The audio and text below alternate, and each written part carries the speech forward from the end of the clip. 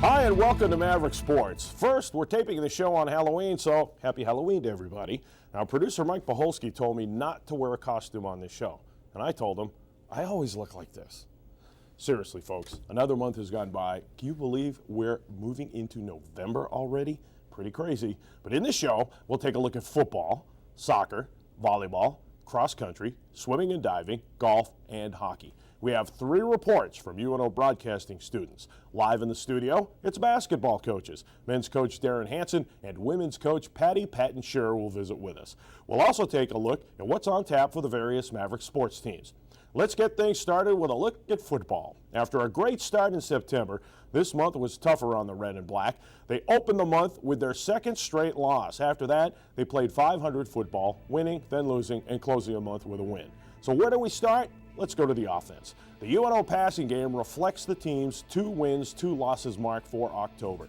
Zach Miller has hit on 72% of his passes over the last 4 games for 601 yards and 3 touchdowns. On the other side, he's thrown 4 interceptions over the same period. Another striking note, he's also thrown for a season-high 252 yards. That came against Central Missouri, as well as a season-low 73 yards against Pittsburgh State over the last 4 games. His efforts in UNO's surprising win over number 18 Central Missouri earned Miller his second MIAA Player of the Week award. Now, a 17 of 19 passing mark is a UNO record 89.5% completion percentage. Miller was also involved in all 5 Maverick touchdowns, throwing for 2 and running for 3 more. Not to be left out, running back Brian McNeil also won an MIAA Player of the Week award this month. McNeil amassed a career-high 272 yards rushing, which ranks 3rd all-time in Maverick history. Plus, he scored 4 touchdowns in UNO's homecoming win over Missouri Western. He finished with 299 all-purpose yards. The Maverick defense averaged just under 1 sack per game in October, while forcing 2 fumbles, recovering 1, and making 2 interceptions. Well, here's a look back at the Football Mavericks month. On the 4th, they lost in double overtime to Truman State in Kirksville. The next week, they ripped Missouri Western before falling to Pittsburgh State. UNO won a seesaw battle with 18th-ranked Central Missouri as Zach Miller scored what was the winning TD on a 43-yard run with 52 seconds remaining. Steve Janda secured the win with an interception as the clock wound down. Looking at the MIAA standings, Northwest Missouri leads with a perfect 7-0. The Mavs are now 5-3 overall. They're 4-3 in the conference, tied with Central Missouri and Washburn. Moving on to the other football team on campus, Don Klosterman's women's soccer team had a winning October featuring a couple of 2-game win streaks. All of the Maverick wins were shutouts. Goalkeepers Elizabeth Odoricio and Lauren Fox have combined for 8 blankings so far this season.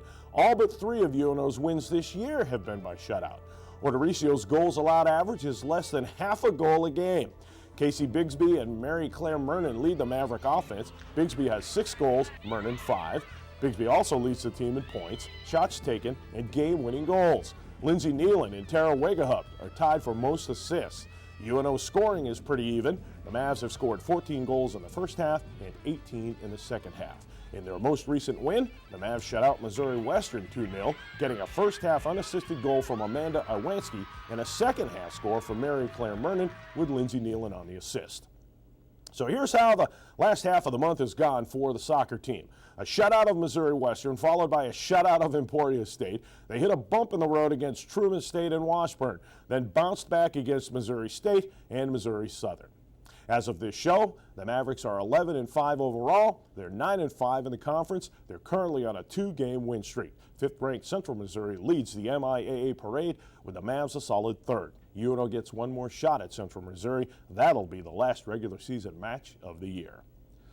The Maverick volleyball team finished October with a rush of 4 straight wins, grabbing 6 of the 9 matches played during the month. The 3 losses came to ranked teams, including a heartbreaker against former North Central Conference foe, Augustana. In that match, UNO held a 2-1 lead before the 22nd-ranked Vikings rallied for the win. However, Rose Shire's crew beat 15th-ranked Pittsburgh State and number 7 Truman State. Both those wins came at the SAP Fieldhouse before delighted Maverick fans. During this stretch, UNO swept Northwest Missouri, Missouri Western, and Southwest Baptist. Ellen Thomas picked up an MIAA Offensive Player of the Week award during the month. The junior middle blocker from Marion High School had a .507 hitting percentage while averaging over 4.5 points per set during the three-match week. She hit a .560 clip against Missouri Western. Thomas leads UNO in kills, hitting percentage, blocks, and points. Emily Myers leads the team in sets. Annie Rice is tops in service aces. Kayla Jansen is best in digs and receptions. She's also recorded her 1,000th career dig this month. The volleyballers began the month with 2 straight sweeps over Northwest Missouri and Missouri Western. Then came the 3-match losing streak to Truman State, Augustana, and Central Missouri. But the Mavericks got back on the winning track, stringing 4 in a row to finish October, including wins over 15th-ranked Pittsburgh State and number 7 Washburn.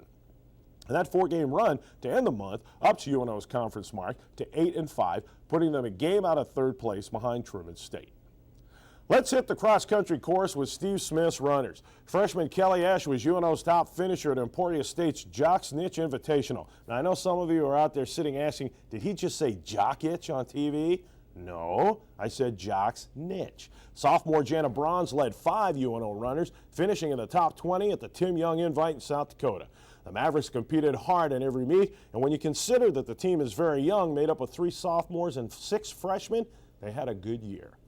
On to the links. UNO wrapped up its fall season earlier in the month with a bang. Junior Aaron Oman set a school record with a round of 68 at the Bearcat Open, hosted by Northwest Missouri. Oman beat the previous UNO mark by 4 strokes.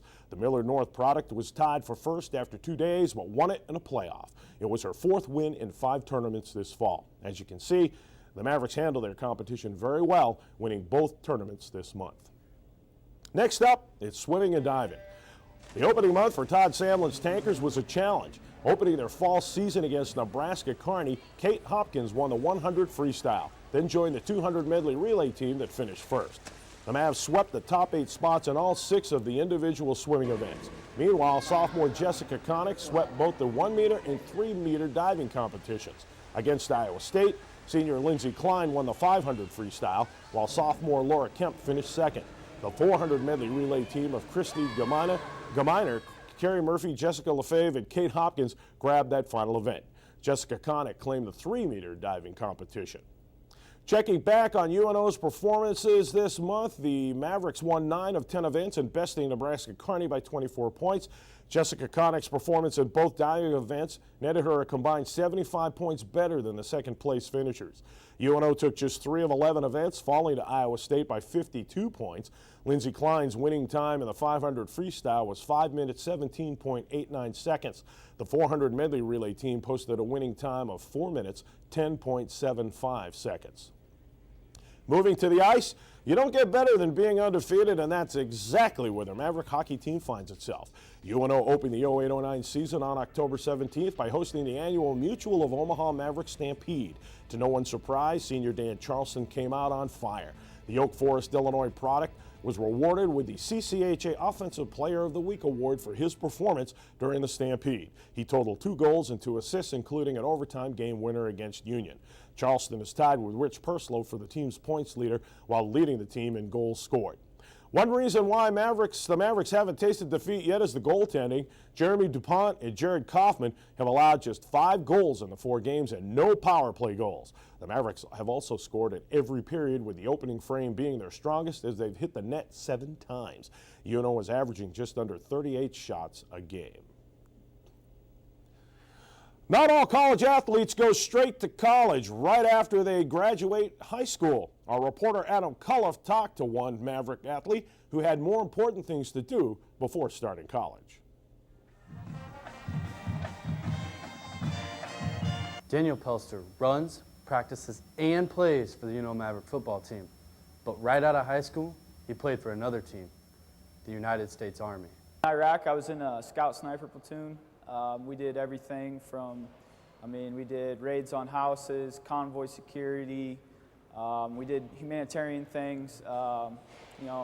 We helped reconstruction projects. Just things like handing out candy to the community, just meeting with local leaders.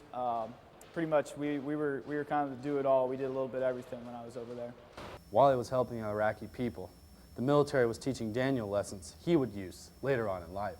Simple things like going to class, showing up places on time, following orders, learned a lot of time management, which has helped me a lot in college. I mean, time management's big to getting all your schoolwork done and playing a sport. So yeah, I've had a lot of things that helped me along the way. He also uses some of the lessons he's learned out on the football field. Just I think the military kind of taught me a work ethic. Just, you know, I mean, everybody complains from now and then. You know, I like to keep it to a minimum. Military kind of taught me that. Also, just you know, doing what you're told helps a lot. It helps me a lot out there. It helps me when my coaches coach me, and it's helped me make me better overall, I think. Although he plays for the Mavericks now, could he play for the United States again? Technically, yes. I'm still under contract with the military up until 2010. I'm on what's called the Individual Ready Reserve. The question is, would Daniel ever go back? Yeah, you know, definitely I'd go back. Not saying, you know, I want to, but, you know, when I was over there, it was rewarding to me to see the things I could get done, and, you know, it's hard for me to say no to Uncle Sam. For Maverick Sports, Adam Call. You know, it seems like the glory of football goes to the guys who throw, catch, run, or even block, but there's an aspect of the game that's often overlooked. Reporter Mike Wilson will help us understand what makes special teams so special.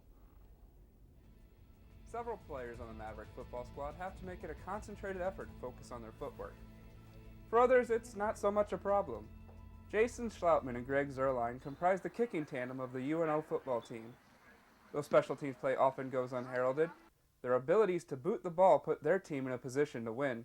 Other players, you know, you get 40, 50 snaps, so if you mess up on a couple, it's no big deal, but I'm only in there maybe 5 times most, so I got to take advantage of when I'm in.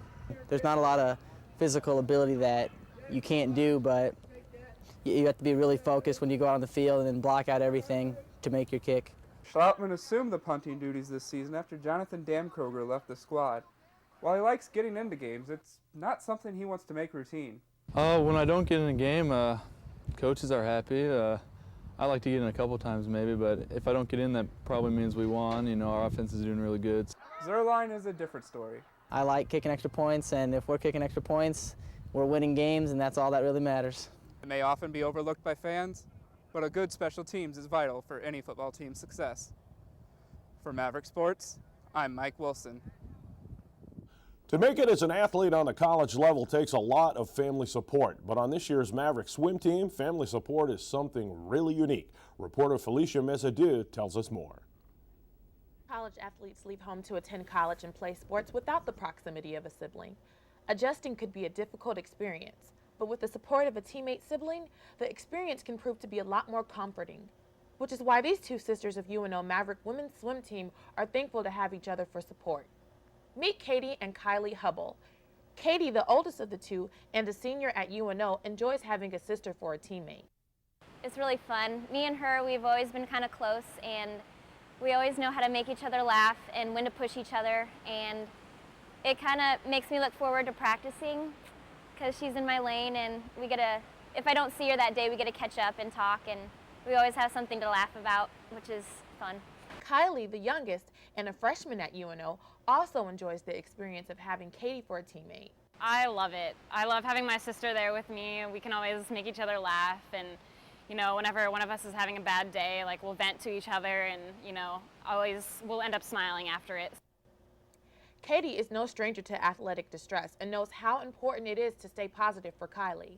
I know that some practices are a lot harder than others, and on the hard days, it just like a few words like, hey, you are doing awesome, just keep it up, that can go a long way. And I think that just little things like that help, and just telling her that she is doing a good job and to keep up the good work every day at practice. The presence of Katie as a teammate can be very relieving for Kylie during challenging times.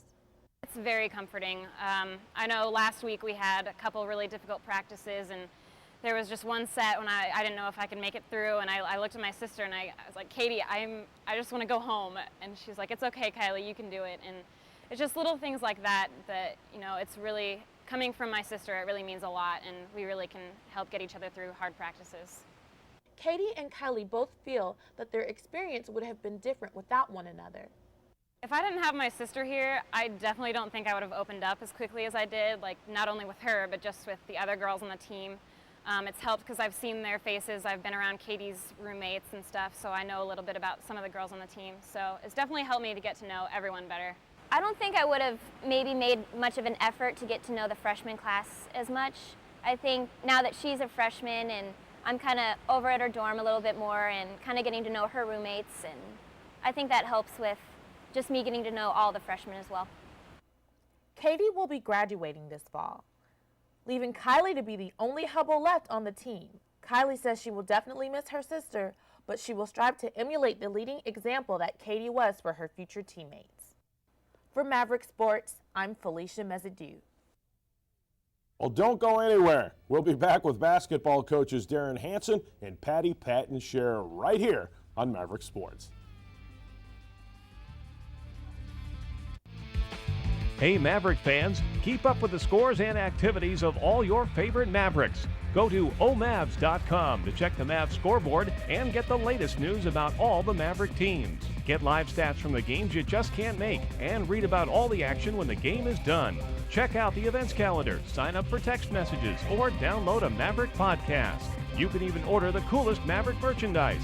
You'll find it all at omavs.com. Go Mavs! That's right, and my closet is full of red and black. I live it. And with us in the studio now is men's basketball coach Darren Hansen. Coach, thanks again for spending time with us. Thank you for having me. Maverick Sports. You know, last year you guys had a record of 25-7, which was a UNO record for wins. And we Maverick fans get spoiled very easily, so can we expect the same thing this year? Well, Tori, I hope so. I like our group of guys, and we do have a lot of players returning this year, so I think some sights are high, not only from people on the outside, but also from within our program. So, we have a lot of work to do, and our guys know that, but every day in practice we're just trying to get better, and we have about 2 weeks until the first ball game, so that's what we're aiming for right now. Well, I know one of my purse sentimental favorites, Jerry Bennett, and of course Denny Johnston, they are no longer in Maverick uniform because of graduation. So what's the team makeup now this time? Well, the two things about those guys is, number one, they brought 6 years of experience. Always knew where they had to be, always did the right things. Number two, combined, those guys are about 13, 14 rebounds a basketball game. So we have to replace that. So we're going to have a couple new guys, with Matt Akins and Deion Curry, which are brand new to our program. They're going to have some shoes to fill there, and then then everyone else, surrounding is going to have to pick it up a little bit as well, to cover those stats. Well, I guess it never hurts to have a Michael Jenkins still hanging around, huh? No, Michael's been really good to us, and obviously he's had a really good 3 years, and he's climbing those scoring charts and climbing a lot of records for us here at UNO, and he's been really good to us. He's been a great leader, on and off the floor, and obviously we're going to look to him for a lot this year. That's what I was going to say. Leadership. I don't care how long you've been involved in sports, either as a participant or as a fan. People say things like, well, leadership and this, and I don't think they realize how important it is, especially with a team that just accomplished what you guys did last year. Coming back this year, trying to recapture that magic, you need somebody on the floor, because you can't be on the floor. You're on the sidelines. You need somebody on the floor who can make those decisions on the run and get things going. Yeah, and those guys need to be an extension of the coach and of the coaching staff, and Michael was a big part of that last year, and now he needs to take a bigger role with that this year, along with other seniors. Justin Peterson, who was a consistent starter for us last year, he might have started almost every basketball game, and then Nate Owen, who just played valuable minutes for us as the backup point guard, and those things will be critical for us, because new guys that come along, they need to see how some veteran guys do it, and Michael for sure has been really good at that right now. Well, we know how flashy basketball's become over the last 20 years on the playground and stuff, and you hear so many people criticize players who've forgotten fundamentals. I don't know how many people know this. Mavericks led the nation in free throw percentage last year. That's got to make you feel pretty good, huh? Yeah, we did, and knock on wood, we can do something like that again. It's a little bit leery, but that's a funny thing, because last year I don't think we mentioned free throws one time. So it just kind of evolved, and it kind of kept going, so we didn't say anything about it. This year might be totally different, but time will tell. But things like that sure go a long ways. Okay, so now we're in the MIAA. You've played some of the teams in the past, but now it's a full conference schedule. The coaches pick your third, including 2 first-place votes in the preseason poll. Does that tell you anything? How does it make you feel? Well, I'm not sure if it's some instant respect, or I'm not sure if it's a setup. It might be a little bit of a setup too. I'm not sure if we're going to get sabotaged, but it's a very difficult league. We know that. Our athletic department knows that, and from a men's basketball standpoint, we know that. Not only are there great coaches in that league, but it's obviously great players, because all those coaches have been around for a long time, and they haven't been there that long because there hasn't been a lot of success in that basketball league. So hopefully we know what we're in for, but after this year we're going to know for sure. All right, real quick, we'll get out 30 seconds. Third-generation player at UNO, Drew Thompson, follows his grandfather, his dad, and his uncle Tommy. Boy, what a legacy, huh? Oh, it's a great legacy, and that's probably the one name that that people can maybe associate with UNO men's basketball as any. So, Drew's doing a good job for us. He's working hard every day. We'll probably redshirt, and then we'll see where that takes us. But he's a good kid to have around our program, and we appreciate his, his family and all the support. All right, well, as always, Coach, thanks a lot for joining us. Thank you. Good luck to you. We'll see you on the hardwood. Thanks, Tori. Appreciate it. All right, head coach Darren Hansen, men's basketball. Don't go anywhere. We still have more hoops. After the break, we'll talk with women's head basketball coach, Patty Shearer. Please stay with us. Your city, your news. The Omaha News, a different perspective on Omaha and its people, presented each week by the UNO School of Communication. The Omaha News, Wednesdays at 4 o'clock on the Knowledge Network. We promised you more basketball coaching, and it's here now in the form of Coach Patty Shearer, the Mavericks women's head coach. Coach, happy Halloween. All right. Yeah. Thank you. You too. Okay, I'm going to hit you right out of the chute. You were 14 to 15 to begin last season, so this year just go 15 out of 15. That's right. I tell you what, we did start out well last year. Yeah. I mean, how do you explain something like that? Is it just something that just happens? I mean, you like to see it, but you can't predict that, obviously. No, obviously, we felt like we had a great group, and we started out, I think, transitioning really well, and then, kind of took its toll. I thought we got, didn't take care of the ball, I thought, in the bulk of the season. Kind of came back at the end, had a little surge at the end, but just had a little lull kind of midway through the season. All right, last year you made noise on campus because you didn't have one senior on the team. Well, this year you basically have everybody back with another year's experience. I mean, that's a coach's dream. Oh, absolutely. I mean, I think, you look at practices this year and they're just fun. They're exciting. They know what we're doing. They know our expectations, and they know what's at stake. So we feel like we've got a great core of leadership, and they know they want to, really make some noise this year. Okay, let's go to that. Who are you looking for to lead your team? Well, believe it or not, we've got a core of 7 seniors this year. Bad. Yeah, so it's a lot. So, I think the bulk of our season will hinge on the success of their leadership, and we're looking for them to provide that leadership on and off the floor as well. You look at cliche terms like chemistry, but really I think, the unique piece about that senior is there's always, that last time you put on a jersey tends to mean something. It tends to be a little more powerful. And so we're hoping that they take that and guide the team with that kind of sense of urgency. Okay, maybe because when I was in high school I was never tall enough to play anything but guard. So guard play gets my interest. Your guard play last year was great. Yeah, obviously, we do. Alyssa Green was an all-NCC player last year. She was an all-Daktronics, which is the top 10 freshman in the country out of Division II. So she obviously has some great talent, but we've got a great core with her, and I think the strength of this team is depth. I really believe that she is definitely can be a catalyst for impacting a game, but we have a great core who have just paid their dues and have worked really hard to create success this year. All right, the MIAA is a new world for you. I mean, not all the teams are strangers to you. You have played a couple. Now you're playing a full MIAA schedule. How much of a difference for that is you? Well, I tell you, it's fantastic. We, last year we have 12 conference games, and that gets pretty tough because you have to pick up so many non-conference games. This year you've got 20 built-in games, so you're only picking up 7 non-conference games, and I think that really is the difference for us.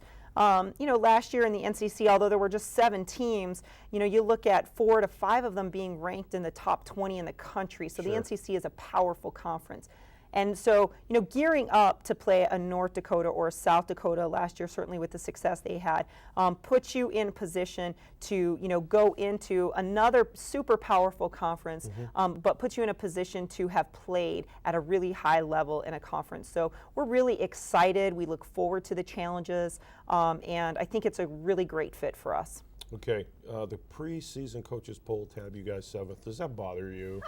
Well, it was kind of funny. I was asked at Media Day, Well, this is exactly where you want to be, right in the middle of the conference every year. Don't you just want to get picked here because you don't have a target on your back and you're not at the bottom? It's just perfect. And I kind of giggled and I thought, really? That's where we want to be? No, I don't think so. Obviously we've got to earn anything that we're gonna. If we're going to get some respect, we've got to earn it. So, we're in the middle of the conference. We've got to do something with that. That's on our shoulders, and that's our responsibility. So we take that and we say, okay, we've got some work to do, and let's challenge ourselves to be a great team. Cool. Well, thanks for taking time with us. Absolutely. Wish you luck as always. We'll be Thank looking you. forward to your new season. We're looking forward to it as well. All right, Patty Patton Shearer. She is the head basketball coach for the Maverick women's hoops team. All right, let's take a look at what's going on for Maverick sports teams looking up into the month of November. The football team hosts Fort Hays State Friday of the show that's being taped, then finishes the regular season at Washburn in Topeka. The soccer team also ends its regular season early next month. The Mavs host Southwest Baptist on November 6th. Mavericks end their season at home against MIAA champ Central Missouri. The Jennies rank 5th in the Division II poll, by the way. The Maverick football team wraps up its regular season in November, but has 6 matches before doing so. Half of the matches are against top 20 teams.